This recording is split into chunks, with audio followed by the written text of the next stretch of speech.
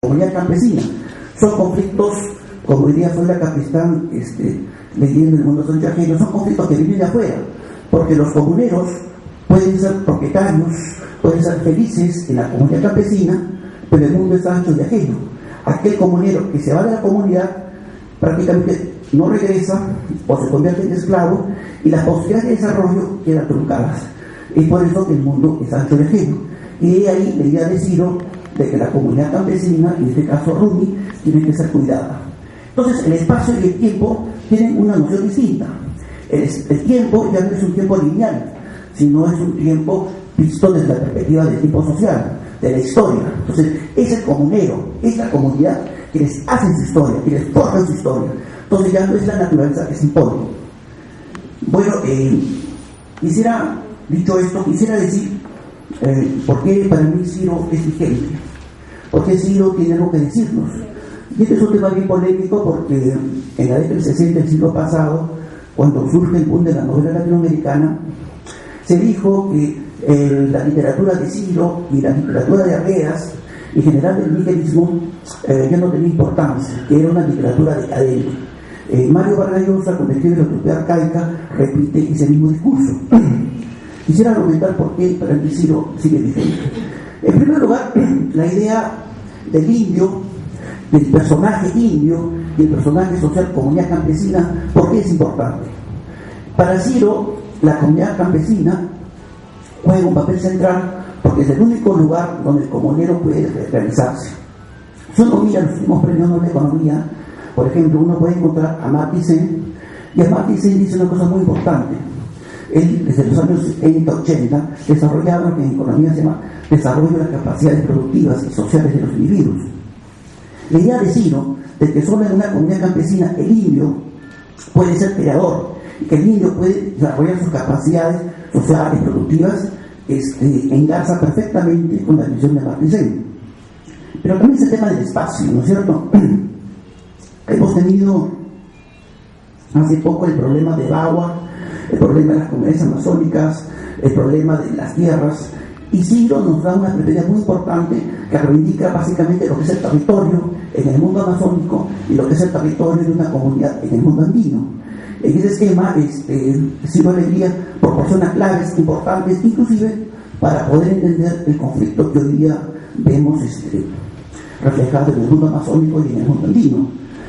Otro elemento que me parece importante, porque Ciro es vigente, es el tema del indio.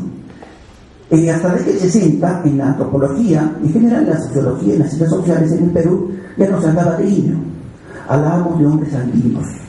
Esta es una influencia de las escuelas norteamericanas en antropología, y decíamos el indio muerto. Lo que existe es básicamente hombres andinos, hombres y mujeres andinas. Ciro nos recuerda que ese hombre andino en realidad es un indio, y que ese indio, cuando uno ve, por ejemplo, el informe que presentó la Comisión de la Verdad y Reconciliación, uno descubre una cosa bien interesante. Del 70-80% de los muertos, ya sea por las Fuerzas Armadas o por senderos luminosos, son indios. De ese gran grupo, la gran mayoría vive o vivía en la Ceja Sur, y la gran mayoría eran quechohablantes. Entonces, todas las teorizaciones que se han hecho sobre el indio muerto, y ahora hablamos del hombre andino, Ciro nos recuerda de que hay indios en el Perú, que de repente cuando Sábato presentó el informe en Argentina, con la Comisión de la Verdad y Reconciliación Argentina, los pocos argentinos que murieron tenían una gran diferencia con los hombres que acá en el Perú murieron, que allá eran blancos, mientras que la gran mayoría de muertos en el Perú son indios. En términos de Ignacio López, los indios en el Perú tienen un nivel de ciudadanía muy inferior al nivel de ciudadanía que puede tener un blanco argentino o chileno. Entonces, en ese sentido, Ciro es importante. Por último, y con esto quiero terminar, y un poco señalar la relación de Sánchez con Ciro. Creo que básicamente el gran aporte o la gran influencia de Sánchez en Ciro tiene que ver con lo que dijo Hugo, con la ponencia que presentó Luis Roberto en el Congreso de Cusco, que es el primer ensayo de literatura peruana. Nadie hasta Ciro Alegría había desarrollado lo que Sánchez había remarcado. Hay la necesidad de reivindicar las fuentes orales. La literatura no solamente tiene que ser escrita y tiene que ser en español.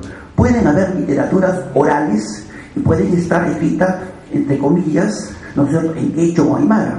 Lo que hace Ciro, y lo que me parece revolucionario y lo supera Riedas largamente, es que reivindica esas literaturas orales. Esos narradores que van a marcar grande en esas noches de fogatas, de chicha de jora, de alcohol, de chachar coca, conoció a algunos personajes importantes. Uno de ellos se llamaba Manuel Vaca. Entonces Ciro tiene una relación estrecha, y esta idea de la reivindicación de las fuentes populares, la reivindicación de las literaturas orales, es una herencia netamente sanchana, y en ese sentido Ciro Alegría, digamos, nos aporta, digamos, esta idea muy importante. Y por último, para acabar, quisiera recordar algo que fue una ponencia de Ciro en los años 50. En el siglo XIX hubo un señor que se llamó Domingo Faustino Sarmiento. Sarmiento utilizaba el esquema opositor dicotómico civilización y barbarie. Para él, el mundo de la pampa argentina, el mundo andino argentino, era lo bárbaro, era lo salvaje, porque tenía personas que eran bárbaros y salvajes, y que el mundo de la civilización era básicamente el mundo de las grandes ciudades. Él estaba pensando obviamente en Inglaterra y en los Estados Unidos. Ciro, utilizando este esquema opositor dicotómico de Sarmiento, lo utiliza, pero le da un nuevo contenido. Para él, la gente que vive en la sierra del Perú, en el mundo amazónico, son los civilizados, son tipos innovadores, son personas, son seres humanos que pueden desarrollar sus capacidades y están intactas. Y lo prueba, por ejemplo, lo que Arnold Toynbee en su estudio de historia señalaba: al mundo andino, él hablaba de sociedad andina, dentro de las más grandes civilizaciones que han existido en toda la historia de la humanidad. Y lo bárbaro son aquellos que no lo entendieron ese mundo andino, aquellos que lo destrozaron, que lo convirtieron en siervos, que construyeron grandes haciendas y que trataron de convertirlo al hombre andino simplemente en una cosa.